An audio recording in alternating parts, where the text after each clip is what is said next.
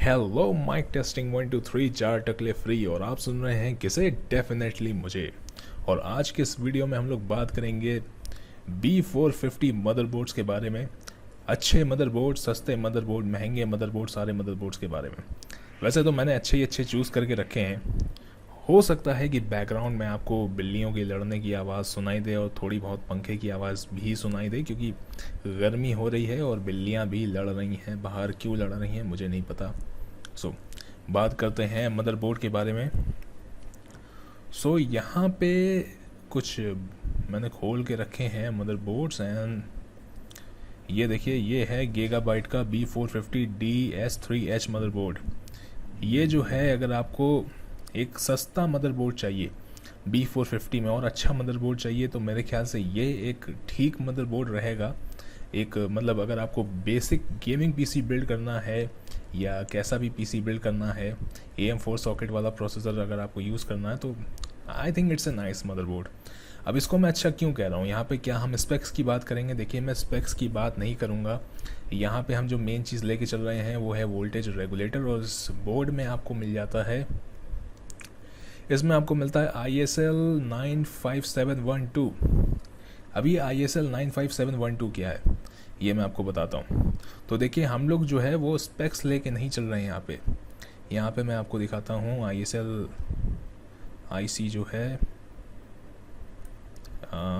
Just wait a minute. और तो ये जो आप देख रहे हैं अभी यहाँ पे,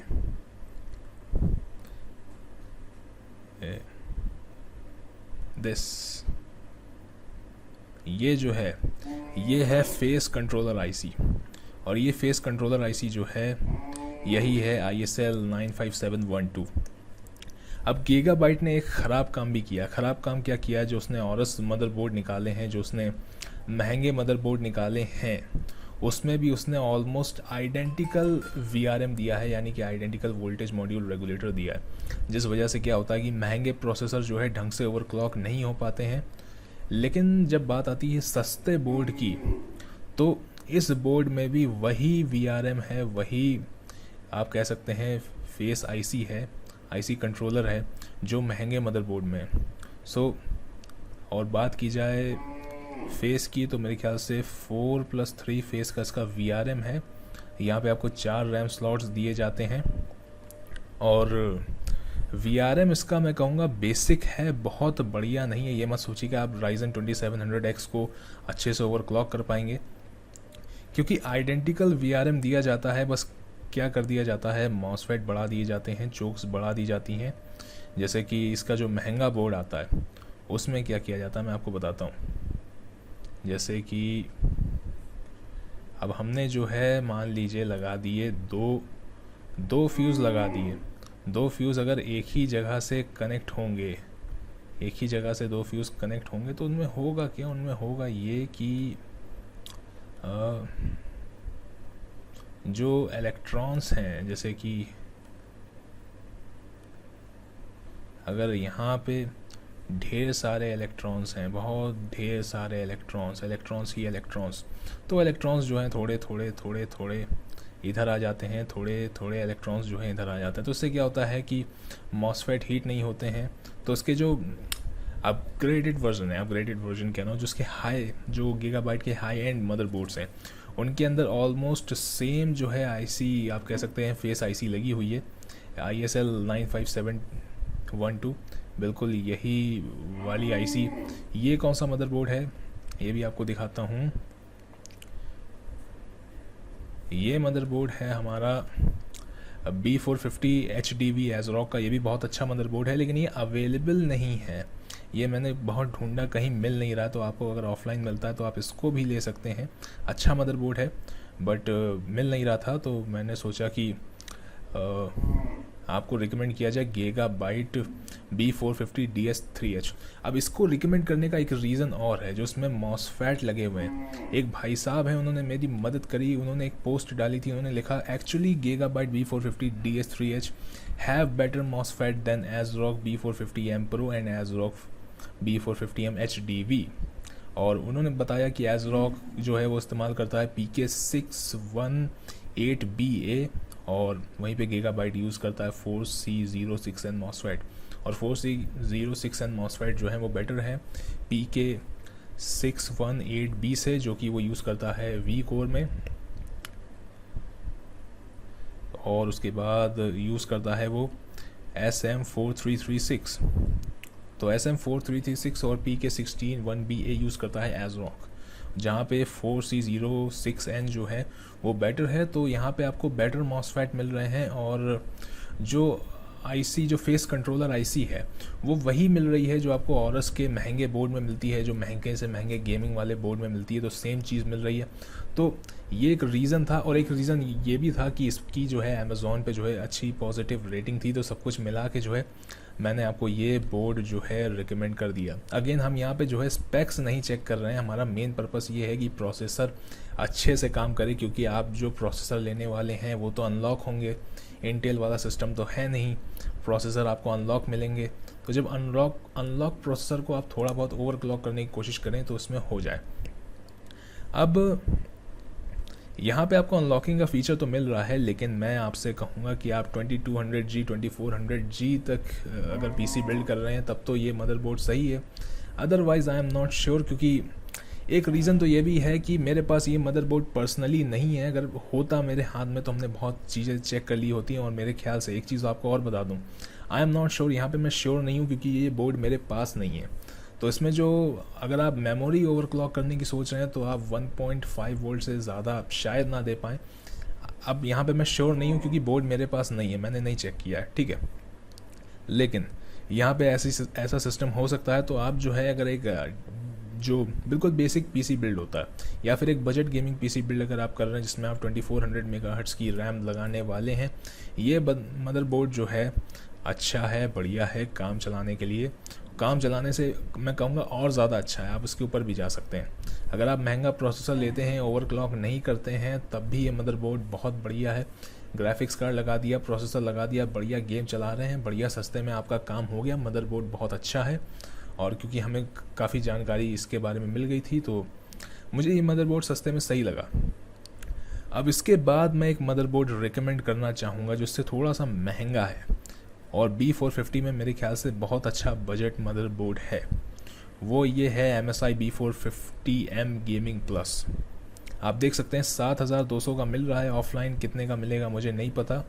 तो अब इस मदरबोर्ड में क्या है, इस मदरबोर्ड में जो IC कंट्रोलर लगा है वो लगा है, ये देखिए ड्यूल चैनल मल्टीफेस कंट्रोलर, वो है RT8894A। अब ये RT8894A IC कंट्रोलर जो है वो MSI के टोमाहॉक में आता है। एक्चुअली मुझे मैं ये नहीं कह सकता कि इसमें वाकई में ये IC कंट्रोलर लगा है, लेकिन मुझे ऐसा लग रहा है कि इसमें लगा है, और मेरे ख्याल से डेफिनेटली लगा ही होगा। ऐसा मैं क्यों कह रहा हूँ, क्योंकि जो पुराना वाला B350 गेमिंग प्लस मदरबोर्ड था उसमें सेम IC कंट्रोलर लगा हुआ था, ये वाला, ठीक है। उसके बाद उसमें जो है MSI का जो टोमाहॉक आया था उसमें भी सेम लगा हुआ है, और जो अभी नए MSI टोमाहॉक आया है B450 वाला उसमें भी सेम IC कंट्रोलर लगा हुआ है। फ़र्क क्या है, फ़र्क है मॉसफेट का। जो नए मॉसफेट हैं वो थोड़े से बेटर हैं, इसी सीरीज़ के हैं जिस सीरीज़ के जो है अभी गीगाबाइट में मॉसफेट लगे हैं उससे थोड़े बेटर हैं मॉसफेट, ठीक है। तो मेरे ख्याल से इस मदरबोर्ड में कोई अदर IC कंट्रोलर नहीं लगाया जाएगा। अगर पुराना ही मदरबोर्ड जो पहले आया था उसी में ये लगाया RT8894A तो इसमें भी वही लगाया गया होगा। और अगर RT8894A लगा है और अगर मॉसफेट अच्छे लगे हैं तो इसमें मेरे ख्याल से ये मदरबोर्ड अच्छा है। तो ये 4+2 फेस का मॉसफेट है, मेरे ख्याल से 4+2 फेस का मॉसफेट है। बट इसमें जो है आप देख सकते हैं कैपेसिटर बहुत सारे लगे हैं, 1 2 3 4 5 6 7 कैपेसिटर। चोक्स कितनी है, 1 2 3 4 चोक्स हैं, और इधर इसमें कितनी लगी हुई हैं, 1 2 3 1 2 3 4 5 2। मेरे ख्याल से ये 4+2 फेस का जो है ये मदरबोर्ड है, और ये ओवरक्लॉकिंग के लिए आपके लिए मतलब अच्छा रहेगा। ओवरक्लॉकिंग इस पर ठीक ठाक हो जाएगी, आप कर पाएंगे ओवरक्लॉकिंग। हाँ थोड़ा सा हीट करेगा अगर आप बहुत हैवी प्रोसेसर ओवरक्लॉक करने की कोशिश करेंगे, अदरवाइज़ जो है ये इससे जो है काफ़ी ज़्यादा बेटर है हमारा जो ये वाला बोर्ड है। तो अगर आपके पास बजट है ऐसा बोर्ड लेने का तो आप ये बोर्ड ले सकते हैं। और मेरे ख्याल से मॉसफेट भी जो है वो भी सेम ही यूज़ किए गए होंगे। तो मुझे लग रहा है कि ऑलमोस्ट जो है आइडेंटिकल ही VRM होगा MSI में। बस जो है कुछ फैंसी फीचर्स अलग होंगे। यहाँ पे आपको M.2 स्लॉट दिख रहा है और यहाँ पे आप देख सकते हैं PCI Express एक ही है, और ये जो है माइक्रो ATX बोर्ड है वही इसकी कॉस्ट को कम कर रहा है। तो मेरे ख्याल से इसका VRM बहुत अच्छा होने वाला है। टोमाहॉक के आइडेंटिकल ही काम करेगा या उससे थोड़ा कम काम करेगा। और वैसे मुझे लगता नहीं है कि VRM में जो है इसके कोई प्रॉब्लम होगी। आप जो है आराम से ओवरक्लॉक कर पाएंगे, बिल्कुल टोमाहॉक के लगभग आसपास ही होगा या वैसा ही होगा। कॉस्ट कटिंग मुझे लग रहा है यहाँ पे VRM में नहीं करी गई है, बल्कि अदर फैंसी फीचर्स में कॉस्ट कटिंग करी गई है, तब इसका प्राइस जो है यहाँ तक पहुँच पाया है। तो अगर ऐसी बात है तो इसका मतलब इसका VRM सॉलिड होने वाला है कि नहीं, तो ये आप ले सकते हैं। तो ये मदरबोर्ड बहुत बढ़िया होने वाला है। अब जो मदरबोर्ड मैं आपको दिखाने वाला हूँ वो है ASRock का B450 Pro। B450 Pro 4 है ये। अब इस मदरबोर्ड के बारे में मेरे पास ज़्यादा जानकारी नहीं है, बस इतना ही जान पाया हूँ कि 4+2 फेस का मदरबोर्ड है। जानकारी तो इसके बारे में भी क्या कहते हैं ये ठीक से नहीं मिल पाई। मैं MSI से कहना चाहूँगा कि प्लीज़ मुझे रिव्यू के लिए कुछ मदरबोर्ड भेज दो, कंपनियों से कहना चाहूँगा, ताकि मैं जो है बहुत डिटेल में वीडियो बना पाऊँ कि किस में क्या क्या चीज़ें मिल रही हैं। ऐसे तो स्पेक्स पढ़ के बताने में मुझे मज़ा नहीं आती। स्पेक्स तो लिखे हुए हैं, आप खुद ही पढ़ सकते हैं। तो मुझे अगर किसी को कुछ बताना है कि कौन सी चीज़ बेहतर है तो मैं बिल्कुल डिटेल में जाके बताने की कोशिश करूँगा, या वो चीज़ बताने की कोशिश करूँगा जो चीज़ ज़्यादा ज़रूरत की है। जैसे कि यहाँ पे VRM सेक्शन जो है वो मेन चीज़ है। तो ASRock के बारे में अब ये एक ऐसा बोर्ड है जो कि है तो बहुत अच्छा, लेकिन ये सिर्फ मैंने सुना ही है, इसके बारे में मुझे ज़्यादा जानकारी नहीं मिल पाई है। मेरा मतलब एक डाउट है मन में कि इसके अंदर जो है यही वाला IC कंट्रोलर लगा हुआ है, ISL 95। नहीं, ये कंट्रोलर तो नहीं लगा होगा, क्योंकि ये कंट्रोलर गीगाबाइट ही यूज़ कर रहा है। ASRock जो है इससे बेटर IC कंट्रोलर मतलब कि फेस कंट्रोलर जो है यूज़ कर रहा है, फेस कंट्रोलर IC।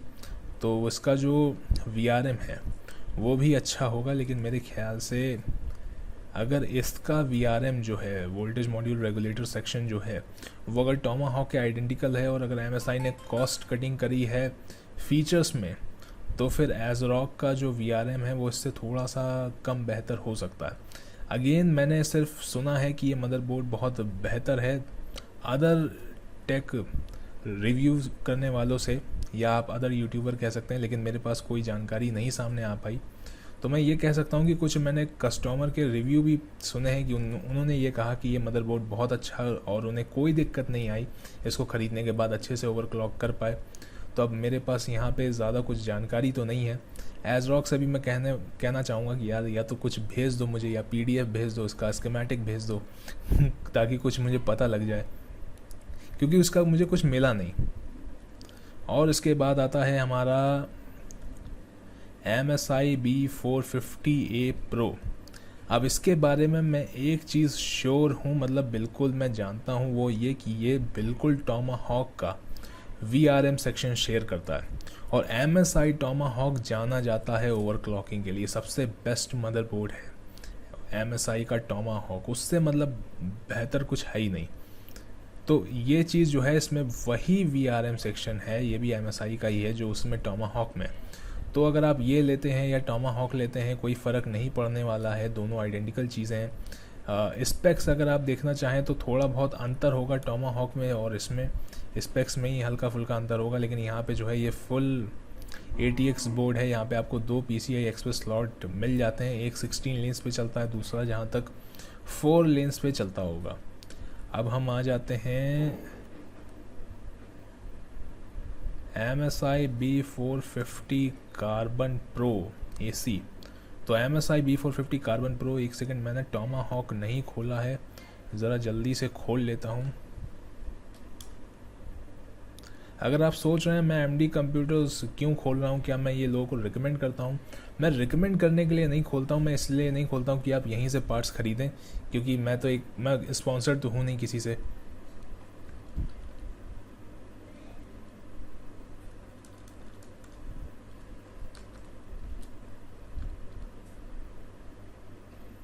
तो ये हमने खोल लिया है जल्दी से टोमाहॉक।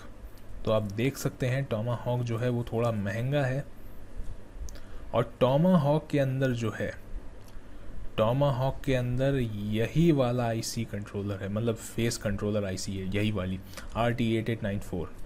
RT8894 इसके अंदर फेस कंट्रोलर है, और इसके अंदर भी सेम वही कंट्रोलर है, इसके अंदर भी सेम वही कंट्रोलर है, और इसके अंदर मेरे ख्याल से वही कंट्रोलर होना चाहिए, क्योंकि जब सबके अंदर है तो इसके अंदर इसको भी MSI नहीं बनाया है और कॉस्ट कटिंग की गई है यहाँ कुछ फीचर्स में। जैसे आप देख सकते हैं कि दूसरा PCI Express स्लॉट आपको नहीं मिल रहा है, और यहाँ पे आपको जो रैम स्लॉट हैं वो सिर्फ 2 ही मिल रहे हैं। तो आप देख सकते हैं कि 2 रैम स्लॉट यहाँ पे दिए गए हैं, तो कॉस्ट कटिंग जो है फीचर्स में की गई है। तो स्पेक्स आप देख लीजिएगा, यहाँ पे जो मेन चीज़ है मैं उसको ध्यान में रख के जो है वीडियो बना रहा हूँ, जो बहुत ज़रूरी है। मैं स्पेक्स पे आप खुद ही देख रहे हैं, ज़्यादा बात नहीं कर रहा हूँ। और ये है हमारा MSI टोमाहॉक। ओके, सो ये MSI टोमाहॉक है। अगेन हम स्पेक्स पे नहीं जाएंगे, थोड़ा स्पेक्स की आपको शक्ल दिखा देता हूँ ऐसे ही नीचे से, आप खुद ही स्पेक्स पढ़ लीजिएगा जाके। तो ये जो है ओवरक्लॉकिंग के लिए जाना जाता है, और मतलब इसके तो स्पेक्स करने की भी बात करने की ज़रूरत नहीं है। यहाँ पे क्या है, इस मदरबोर्ड को आप आंख बंद करके बिल्कुल अंधों की तरह ख़रीद लाएंगे तो भी आप गलती नहीं करेंगे। ये मदरबोर्ड ऐसा मदरबोर्ड है कि आप आंख बंद करके ख़रीद लाए कि मैं बिल्कुल जो है अंधों की तरह ले आया, तो ऐसा नहीं होगा कि आप कोई गलत चीज़ ले आए। बिल्कुल सही, बिल्कुल बढ़िया, बिल्कुल धांसू मदरबोर्ड है ये। और इसके बाद आता है, कह सकते हैं आप कि इससे भी महंगा और इससे भी अच्छा B450 गेमिंग प्रो में जैसा कि मैंने बताया कि एक ही जैसा सब में VRM है, तो ये मत सोचिएगा कि और अच्छी ओवरक्लॉकिंग हो जाएगी। ओवरक्लॉकिंग सब में एक जैसी होगी, कुछ फैंसी फीचर्स आपको मिल जाएंगे। फैंसी फीचर्स जैसे ज़्यादा इनपुट आउटपुट, ज़्यादा USB, मतलब USB type A type C port आपको मिल जाएगा, Gen 1 Gen 2 ज़्यादा। जैसे आपको PCI स्लॉट तो वही 2 हैं इसमें, आपको M.2 के स्लॉट मेरे ख्याल से सिंगल ही है। उसके बाद आपको एक्स्ट्रा फीचर ऐसे ही मिलेंगे, ज़्यादा SATA पोर्ट मिलेंगे, रेड का फीचर मिलेगा इसमें, जैसा कि आप देख सकते हैं।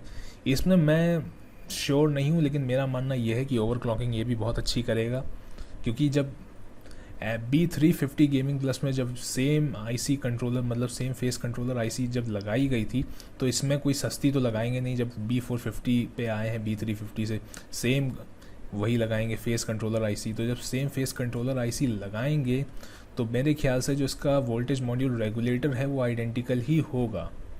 लेकिन आप देख सकते हैं कि यहाँ पे इन्होंने हीट सिंक नहीं लगाया है, जबकि यहाँ पे इन्होंने, कहाँ गया टोमाहॉक इसमें भी लगा हुआ है B450 प्रो में, और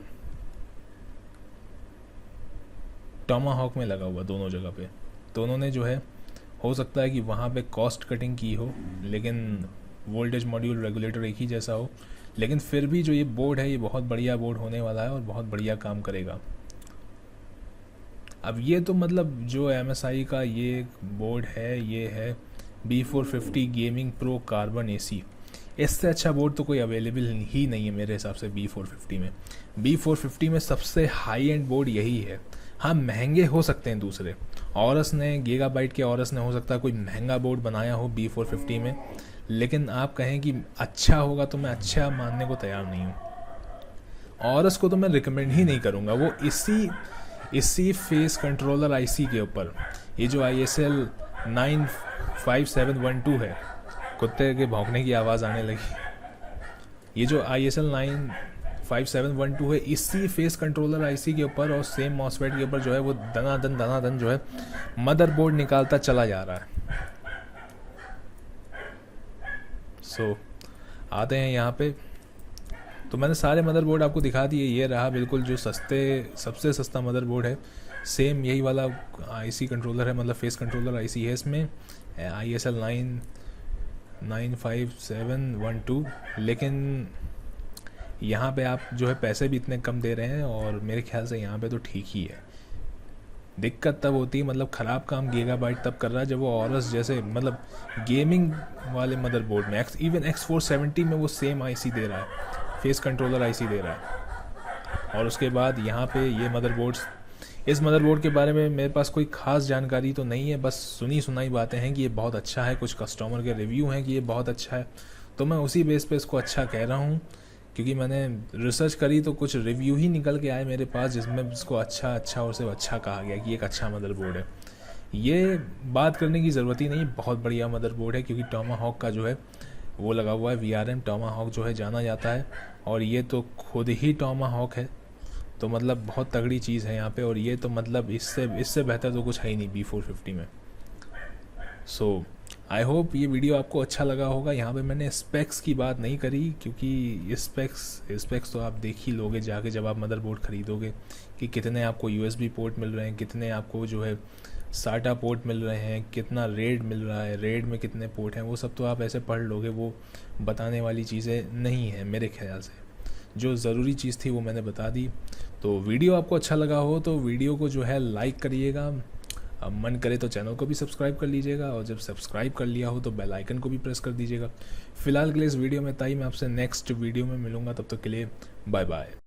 See these expectations keep me on the ground.